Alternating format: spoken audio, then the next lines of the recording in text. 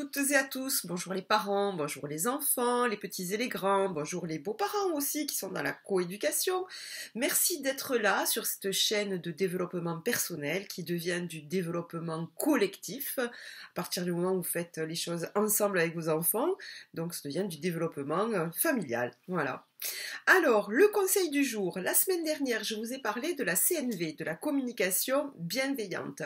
Car en temps de confinement, dans cette période de confinement, eh bien, il est important de trouver des solutions autres que la fuite ou l'attaque pour arriver à s'entendre.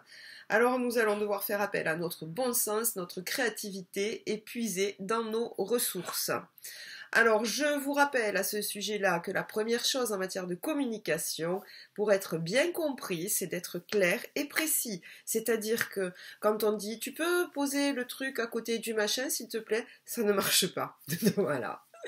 Pour aller plus loin dans la communication et la gestion de conflits, vous pouvez regarder la vidéo conférence de Bernard Flavien pour l'école de management de Grenoble. Ça s'appelle l'intelligence émotionnelle, quelle utilité dans l'entreprise? Si vous n'avez pas le temps de la regarder, mais que vous voulez préparer le déconfinement qui arrivera un jour ou l'autre, vous pouvez l'enregistrer dans votre playlist de vidéos sur YouTube à regarder plus tard, car après le déconfinement, vous n'aurez plus de temps à perdre. Et donc, quand vous serez dans le bus, dans le métro, vous aurez déjà préparé votre liste. Voilà. Bien, alors le conseil du jour maintenant, plus précisément pour les familles qui ont un enfant atteint du trouble du spectre autistique. Eh bien, vous avez deux liens utiles pour vous aider à vivre ce confinement. Vous avez un document que je vais essayer d'afficher ici, qui vous permet d'accéder au site officiel du gouvernement. Puis ensuite, vous avez un lien vers Autisme Info Service. C'est un site internet et téléphone. Vous pouvez également vous rapprocher d'une association. Ça peut être aussi une façon d'être moins seul et d'avoir la possibilité de partager vos impressions et vos petites astuces entre parents concernés par la même difficulté. Si vous ne connaissez rien à l'autisme, eh bien, vous avez peut-être votre enfant qui a un camarade atteint d'un trouble du spectre autistique dans sa classe, ou alors vous voulez en discuter avec lui, simplement connaître un petit peu mieux, savoir ce que c'est, ou en discuter. Eh bien, vous avez un petit court-métrage qui dure à peine 5 minutes et qui est accessible sur Internet et qui s'appelle « Mon petit frère de la Lune ». Vous cherchez sur Google « Mon petit frère de la Lune » et vous allez tomber sur ce court-métrage qui est vraiment très très intéressant. Très bien, j'ai fini pour les conseils du jour. Maintenant, nous allons aborder la mission. Donc là, c'est pour les enfants plus précisément.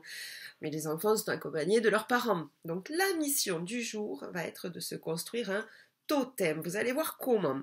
Un totem, il va falloir choisir un animal qui vous ressemble les enfants. Attention, ce n'est pas tout à fait pareil que ce que vous voudriez être. Par exemple, moi j'aimerais être très forte, j'ai envie de dire, je vais choisir un lion.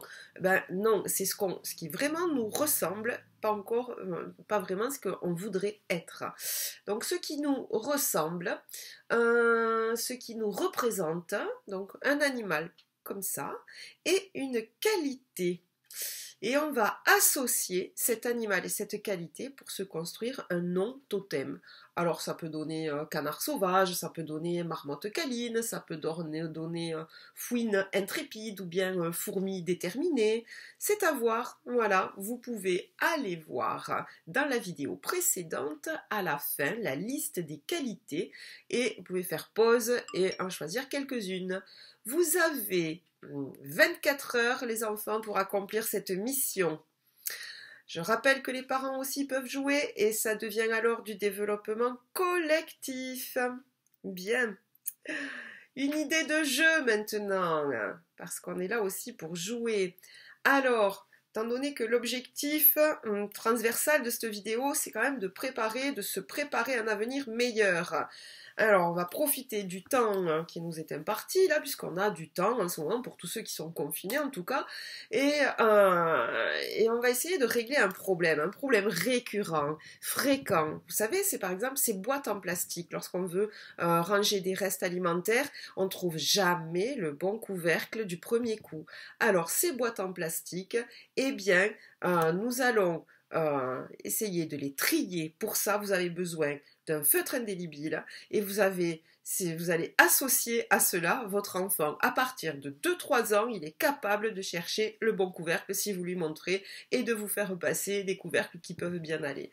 Et une fois que vous aurez terminé d'associer chaque couvercle avec chaque boîte, vous mettez un numéro au feutre indélébile sur le couvercle et sur le fond de la boîte.